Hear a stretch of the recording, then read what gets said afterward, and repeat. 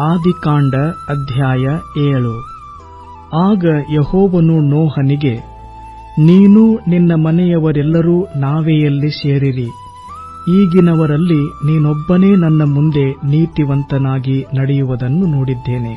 ಎಲ್ಲಾ ಶುದ್ಧ ಪಶುಗಳಲ್ಲಿ 7 ಗಂಡು ಹೆಣ್ಣುಗಳನ್ನು, ಶುದ್ಧವಲ್ಲದ ಪಶುಗಳಲ್ಲಿ 2 ಗಂಡು ಹೆಣ್ಣುಗಳನ್ನು ನಿನ್ನೊಂದಿಗೆ ತೆಗೆದುಕೋ. ಪಕ್ಷಿಗಳಲ್ಲಿಯೂ 7 ಗಂಡು ಹೆಣ್ಣುಗಳನ್ನು ತೆಗೆದುಕೋ. ಹೀಗೆ ಆಯಾ ಜಾತಿಯನ್ನು ಭೂಮಿಯ ಮೇಲೆ ಉಳಿಸಿ ಕಾಪಾಡಬೇಕು.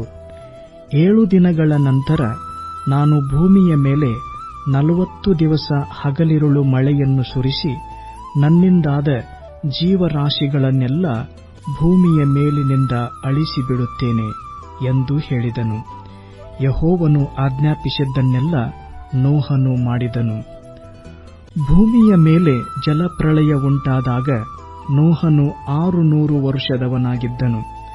ಆಗ ನೋಹನು ಪ್ರಳಯವನ್ನು ತಪ್ಪಿಸಿಕೊಳ್ಳುವುದಕ್ಕೆ ಹೆಂಡತಿ, ಮಕ್ಕಳು, ಸೊಸೆಯರು ಸಹಿತವಾಗಿ ನಾವೆಯಲ್ಲಿ ಸೇರಿದನು.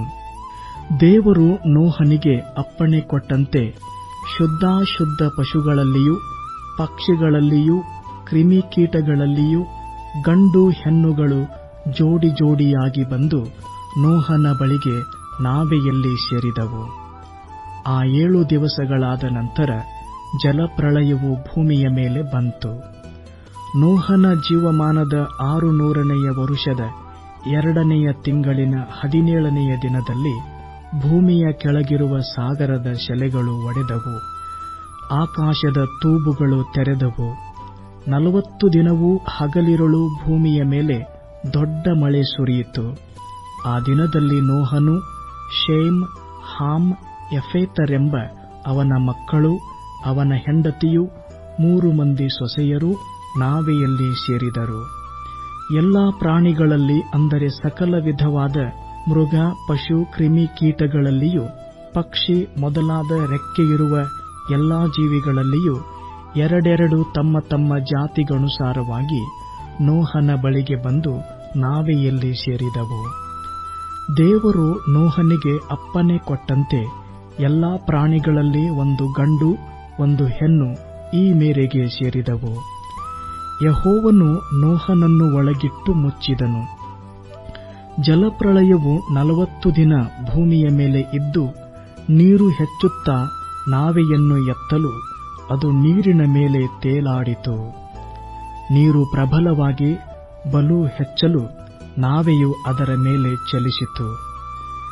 ನೀರು ಭೂಮಿಯ ಮೇಲೆ ಅತ್ಯಧಿಕವಾಗಿ ಪ್ರಬಲವಾದ್ದರಿಂದ ಆಕಾಶಮಂಡಲದ ಕೆಳಗಿರುವ ಎಲ್ಲಾ ದೊಡ್ಡ ಬೆಟ್ಟಗಳು ಮುಚ್ಚಿ ಹೋದವು.